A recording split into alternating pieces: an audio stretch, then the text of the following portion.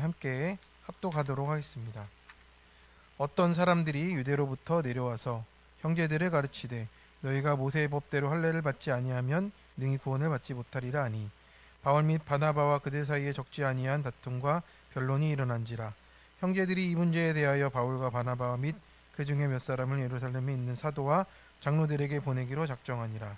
그들이 교회의 전송을 받고 베니게와 사마리아로 다니며 이방인들이 주께 돌아온 일을 말하여 형제들을 다 크게 기쁘게 하더라.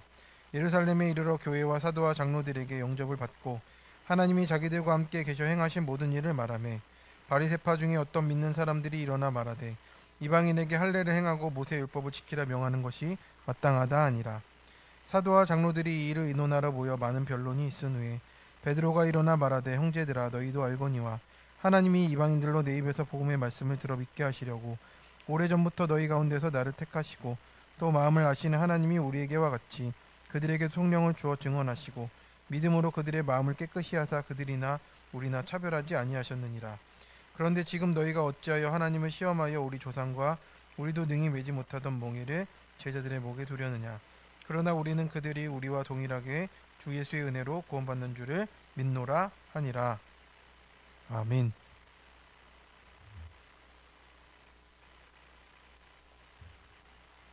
네, 오늘은 사도행전 15장의 본문으로 오직 은혜로 받는 구원에 대한 말씀을 나누겠습니다.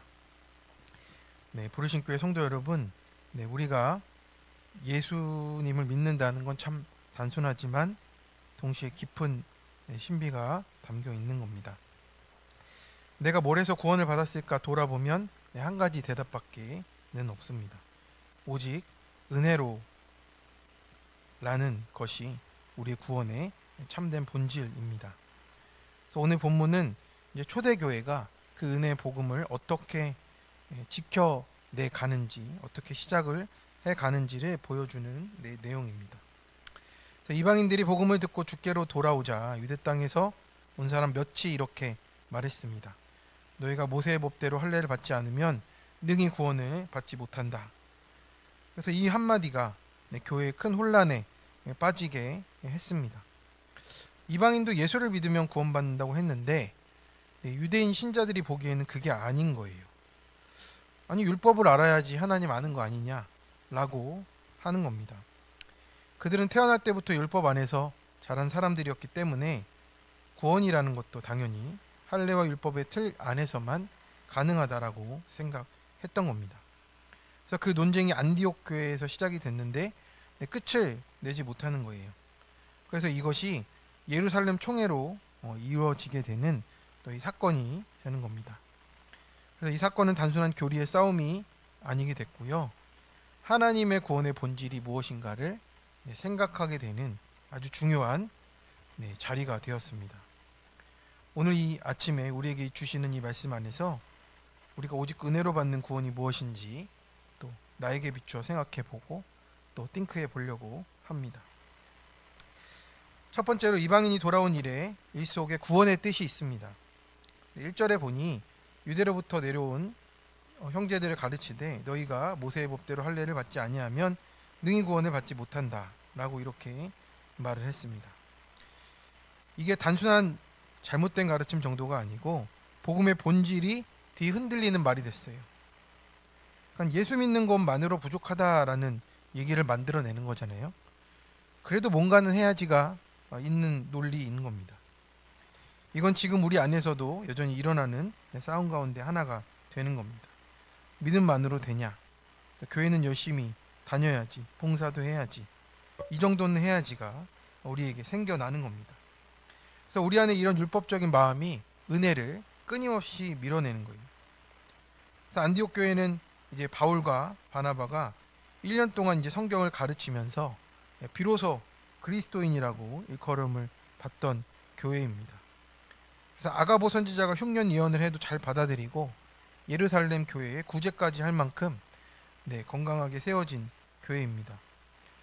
그들은 이제 개종을 해서 복음을 받아들인 이방인 개종자들도 많고 또 유대인 등에 섞여 있는 사람들도 있고, 그래서 이런 상황 속에서 안디옥 교회는 놓여 있던 것 같습니다.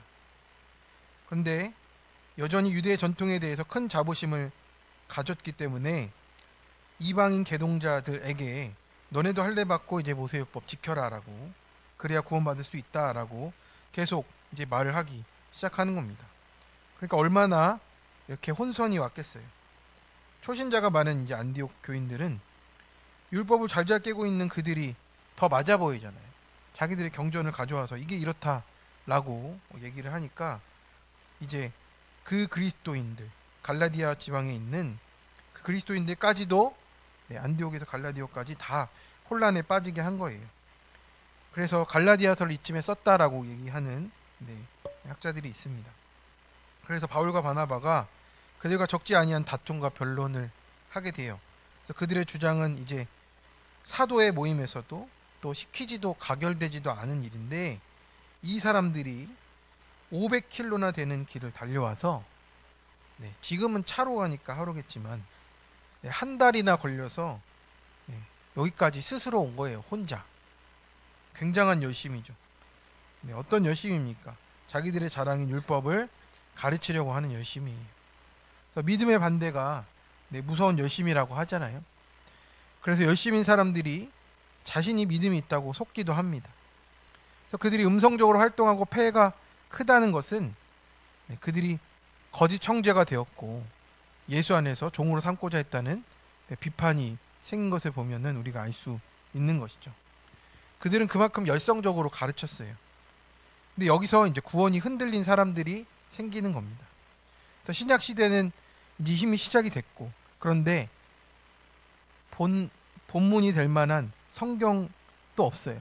성경도 없었고, 이제 서신서가 이제 쓰여지기 시작할 무렵이고, 이제 쪽복음으로 뭐 마가복음 뭐 이런 것들이 돌아다니고 할 정도이니 이제는 사람들이 이 신약에 대한 신학을 세워가지 못했던 시기가 되었습니다. 그래서 유대인 출신으로만 이렇게 초기 이 예루살렘 성도들이 모여 있으니 구약의 율법에 얽매일 수밖에 없잖아요. 그 옆에 성전도 있고. 그러니까 이방인의 유입은 이제 교회의 순수성과 윤리적인 기준을 저해할 거다라는 이 두려움이 그들을 사로잡았던 것 같습니다. 동시에 이면에는 자신들은 율법을 지키며 수고하고 교회 일원이 됐는데 이방인은 쉽게 교회 일원이 됐다는 생색도 났던 겁니다. 실컷 죄짓고 살다가 나중에 회개하고 천국 가겠다는 사람들이 많잖아요. 누구는 경건하게 살아도 구원을 못 받고, 누구는 죄짓다가 구원받으면 억울하다라는 겁니다. 할례가 너무 몸에 익은 전통이니까 중요하다고 그렇게 생각하는 게 맞습니다. 갑자기 할례를 안 하려니까 이상한 거예요. 그 유대인들에게 할례를 안 받은 것은 율법도 모르는 거고 아픔도 모르는 거고, 그러니 이론도 될 수가 없다라는 거예요. 하지만 초신자들은 할례를 안 하니까 그들의 아픔도 모르고 그 율법도 모른다는 거예요. 그래서 그들이 받아들여지지가 않는 겁니다.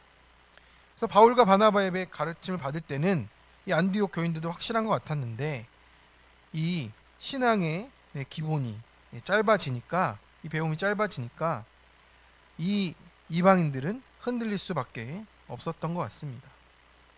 저도 그랬던 것 같아요. 대학교 때 이제 말씀을 배운다고 성경을 배우고 성경 읽기 동아리에 들어가서 말씀을 배웠는데, 그때 든 생각이 그랬습니다.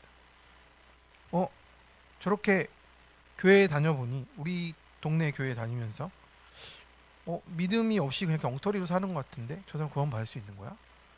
이런 생각이 들기 시작하더라고요. 그래서 그 생각이 제가 신대원에 가기 전까지 계속 저를 괴롭혔습니다. 저 사람 구원 받을 수 있는 거야? 저렇게 엉터리로 사는데? 뭐 구원을 받았다며, 예수님 믿었다며, 왜 저러는 거야? 그 생각이 저를 사로잡았습니다. 그것 때문에 머리가 아플 정도였고요. 그게 답이 낼 때까지, 신대원에 갈 때까지 제가 그 해결이 안 됐습니다. 이 뒷얘기는 또 이 뒤에 해드리겠습니다. 그래서 이 율법주의자들의 말이 저도 그랬던 것 같습니다. 예전에 딱 이와 같은 생각으로 교회를 핍박한 장본인이 누굽니까? 사울이지 않습니까? 지금 이 바울이죠. 이 누가가 이게 무슨 말로 논장했는지 기록하진 않아요. 그런데 바울이 변화된 태도가 있잖아요. 원래는 말로 하기로 치면 사도 바울이 최고입니다. 네, 끝까지 논쟁을 해서 이길 수 있는 사람이에요. 그런데 이 변론으로는, 논쟁으로는 온전한 결론을 낼 수 없다라는 걸 사도 바울도 이제 깨달은 겁니다. 그래서 인류가 수천 년 넘게 붙들고 논쟁하는 것들 결국에는 결론 안 나잖아요. 늘 방황하고 이를 멈추게 하는 것은 변화된 삶이라고 말씀해 주십니다. 내가 믿었고 광야를 거칠 때 말씀이 없으면 흔들리는 거예요. 진정한 회개가 없으면 광야를 건너가도 깨달을 수가 없어요. 깨닫지 못하니 내 생각인지 모르고 세속의 가치관인지 모르고 변론에 맞설 수가 없는 거예요. 자기 죄를 깨닫고 돌이켜야 내가 사로잡힌 바리새인의 가치관에서 맞서게 된다라는 거죠. 사건이 올 때 그 사건에 절망하지 말고 말씀을 묵상하며 회개하는 것, 내 안에 이런 세속적인 생각과 감정을 드러내서 직면하여 대적하는 것이 믿음의 선한 싸움이라고 하십니다. 그래서 결국에 교회는 이 문제를 예루살렘 사도들에게 가져가기로 했어요. 그래서 그들이 가는 길에 베니게와 사마리아를 지납니다. 이방 지역이죠. 사람들이, 유대인들이 인정하지 않는 이 지역이에요. 그런데 거기도 복음이 들어가 있잖아요. 흩어져서 전해졌기 때문에. 이방인들이 주께 돌아온 일을 그들에게 말하자 그 이방인 형제들, 사마리아 형제들이 크게 기뻐했어요. 아, 우리만이 아니구나. 이 유대에서 배척당한 우리만이 아니라 저 이방인들도 이렇게 크게 또 하나님께서 성령을 부어주시고 회복시키시는구나. 그것을 너무 기뻐했다라고 말한 겁니다.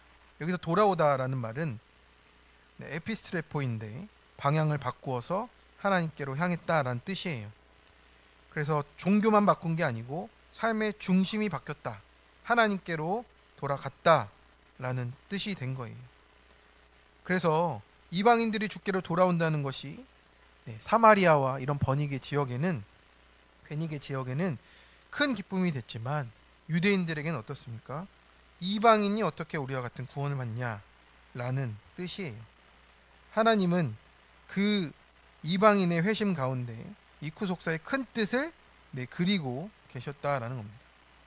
그래서 4절에 보면 바울과 바나바가 예루살렘에서 이제 하나님이 자기들과 함께 계셔서 행하신 모든 일을 동일하게 말했습니다.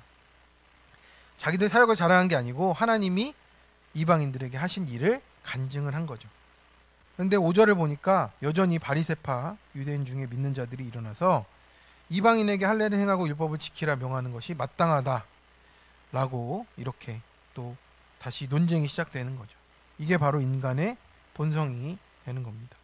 은혜로 시작했다가 어느새 행위로 돌이키는 것이고요. 하나님 하신 일을 내가 덮을 때 은혜의 역사가 멈춰진다라고 하는 거예요. 성도 여러분, 우리 교회 안에도 하나님이 돌이키신 이방인 같은 영혼들이 있습니다. 우리가 아직 불완전해 보여도 하나님은 그 영혼 속에서 구원의 일을 이루어 가시니 우리가 그것을 기뻐하면서 그것이 점점 더 확장되어 가도록 우리 삶을 내어드리는 것이 복음의 뜻이고 하나님의 뜻이라고 하십니다. 적용 질문입니다. 지금 내 안에 있는 다툼과 변론, 강조한 할례는 무엇입니까? 그것이 능히 구원할 수 있습니까? 나는 하나님이 하신 일을 보고 있습니까? 아니면 내가 세운 기준으로 판단합니까? 다툼과 변론을 멈추고 교회 질서에 묻고 기다리십니까? 두 번째입니다. 오직 주 예수의 은혜로만 구원을 받습니다. 이제 6절 이하에서 사도들과 장로들이 모여서 의논을 해요. 그래서 이것을 예루살렘의 첫 총회라고 교회에서는 사에서는 그렇게 생각을 합니다. 많은 변론이 있었어요. 다들 할 말이 있었고 베드로가 일어나서 말합니다. 형제들아 라고 말하죠. 너희도 알거니와 하나님이 오래전부터 나를 택하셔서 이방인들이 내 입에서 복음을 듣고 믿게 하셨다라고 하는 겁니다. 이렇게 많은 변론이 끝난 후에 베드로가 비로소 일어나서 자기의 말을 했죠. 6세기에 기록된 사본에는 베드로가 성령으로 일어나 말하되라고 되어 있어요. 근데 이제 많은 사본에 그렇게 돼 있지 않아서 이제 이게 좀 이렇게 편집이 된 건데 성령으로 일어나서 한 말이 무엇입니까? 형제들아라는 거예요. 어떻게 싸우고 이렇게 논쟁하는 자들이 형제로 느껴질까요? 그런데 베드로가, 바리새인도 바나바 바울도 모두 주님이 핏값 치르고 죽어주신 형제들이라고, 서로에 대해서 나쁜 감정이 들 수도 있고 오해와 갈등도 생길 수 있지만 기본적으로 모두 함께 예수 그리스도의 형제라고 이렇게 고백하며 그 호칭으로 그 성령 안에서 말을 하고 있다라는 겁니다. 그래서 베드로는 그 사건을 떠올리며 가는 거잖아요. 그래서 하나님이 이방인의 집에도 성령을 부어줬다. 베드로가 그 사건을 직접 본 증인이 되었고요. 너희도 그것을 알거니와 하면서 이제 호소하는 겁니다. 너희도 알고 있지 않느냐. 그러니까 객관적으로 알고 있지 않느냐라는 말로 이제 이 변론들을 정리하려고 합니다. 나도 그 일에 쓰임 받았다. 나도 처음에는 그걸 믿지 않았지만 하나님께서 나를 준비시켜서 그 일을 감당하게 했다라고 이렇게 겸손하게 말을 하는 겁니다. 그래서 마음을 아시는 하나님이 우리에게와 같이 그들에게도 성령을 주어 증언하시고 믿음으로 그들의 마음을 깨끗이 하셨다라는 거예요. 그래서 그들이나 우리나 차별하지 않으신다 말씀을 하십니다. 이게 구속사의 복음이 되는 거잖아요. 하나님은 차별하지 않으십니다. 서로 충돌하는 의견이나 갈등하는 변론이나 논쟁의 답은 어떻게 결론이 납니까? 증인이나 증거로 결정이 된다는 겁니다. 성령이 이방인들에게 성령을 주시고 믿음으로 마음을 깨끗하게 하셨다는 증거가 하나님의 증언이 되었다라고 하는 거예요. 이거 하나님이 증언하셨다라고 말하고 있는 겁니다. 그렇기 때문에 우리가 그것을 다시 질 수 없다라고 말을 하는 거죠. 그래서 10절에서 베드로가 무엇을 말합니까? 탄식하면서 너희가 어찌하여 하나님을 시험하느냐 라고 말합니다. 우리 조상도 능히 메지 못하던 멍에를 왜 제자들의 목에 두려느냐. 이 멍에는 소에게 메우는 무거운 나무 틀이잖아요. 율법의 짐이에요. 그 멍에는 아무도 끝까지 질 수가 없다고 하세요. 그래서 그 멍에를 예수님이 다 대신 지고 가셨습니다. 그래서 유대인들도 구원받고 사마리아인도 구원받고 지금 멀리 있는 우리도 구원을 받게 된 것입니다. 그래서 마침내 베드로는 무엇이라 선포합니까? 그러나 우리는 그들이 동일하게 주 예수로 은혜로 구원받는 줄을 믿노라 라고 말을 하는 겁니다. 그래서 이 말은 초대교회의 복음의 선언이자 우리 지금 기독교 신앙의 본질이잖아요. 누구도 부인할 수 없는 그 본질적인 진리를 이때부터 붙잡고 여기까지 흘러왔다라는 겁니다. 율법은요, 해야 한다라고 말하지만 은혜는 이미 했다라고 말하는 겁니다. 그래서 은혜를 아는 사람은 자유하다라고 말씀을 하는 거죠. 그래서 이렇게 증언하신 하나님이 어떤 분이십니까? 베드로는 마음을 아시는 하나님이라고 했잖아요. 이방인과 율법의 문제 속에서 하나님과 사람의 관점이 근본적으로 다르다라는 거예요. 사람은 외모를 보지만 하나님은 마음을 아신다라고 했고요. 사람의 속마음을 보시기에 겉으로 율법을 지키는 척하는 게 통하지 않는다라는 거죠. 그래서 율법 준수를 요구하는 바리새파 형제들은 겉으로는 매우 의롭게 보이잖아요. 전통과 민족을 사랑하는 애국자처럼 또 보여요. 그런데 하나님에 대한 불신은 인간에 대한 잘못된 이해와 연결이 되어 있다라고 하십니다. 그래서 바리새인은 인간을 스스로 이렇게 될 수 있는 존재로 여겼고, 그래서 그들에게는 율법 준수가 인간이 능히 질 수 있는 것이다 라고 했지만 사실은 그들에게 있어서 이 율법은 이제 특권이자 자랑으로 삼았다라는 것을, 그 속마음을 볼 수 있다라는 거죠. 그래서 나는 할 수 있다는 자기 확신이 충만했다라는 거예요. 인생의 답을 자기가 가지고 있으니까 굳이 답을 하나님께서 찾을 이유가 없고 하나님 믿을 이유가 없고 그렇게 자기 자신으로 충만해진다라는 겁니다. 그런데 바울이나 베드로는 어떻습니까? 인간이 절대 스스로 구원할 수 없다라는 것을 이제 말하고 있는 것이죠. 그래서 나는 할 수 없다라는 인식이 분명하니까 자기 안에 답이 있을 수 없다. 그러니까 율법으로 답을 내는 것이 아니고 오직 하나님의 은혜로만 구원이 우리 가운데 임한다. 그렇게 주제 파악을 하게 되는 겁니다.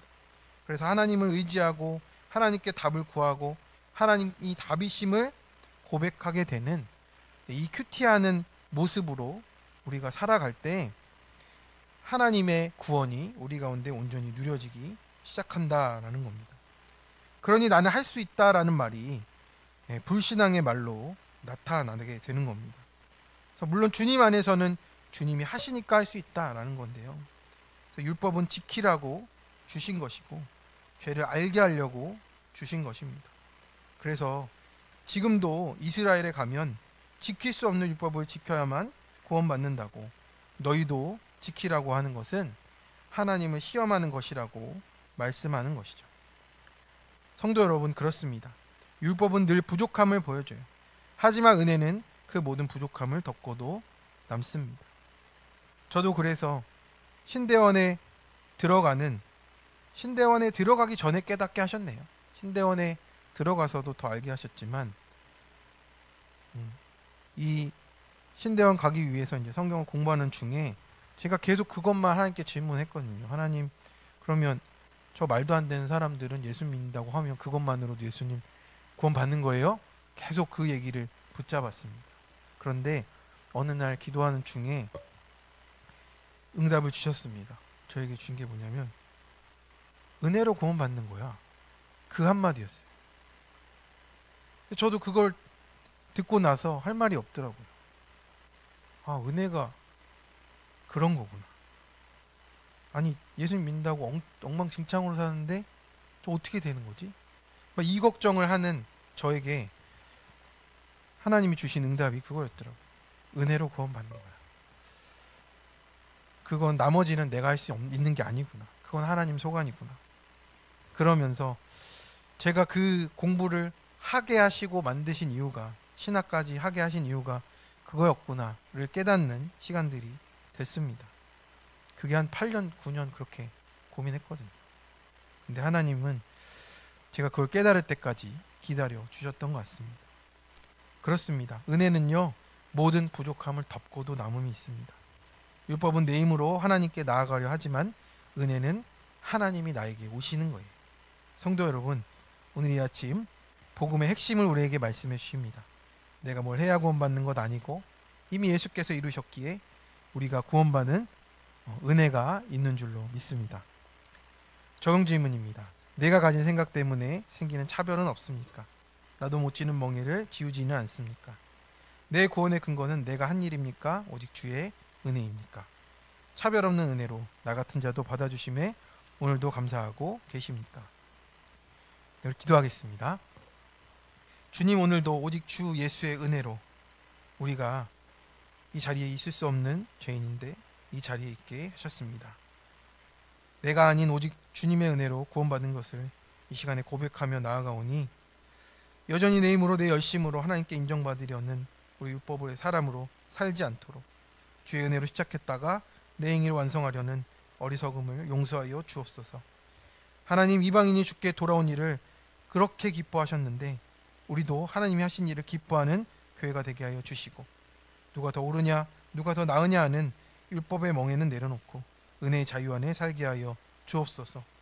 주님이 이루신 복음을 내 행위로 덮지 않게 하시고 하나님 하신 일을 기뻐하는 믿음으로 도와주시옵소서.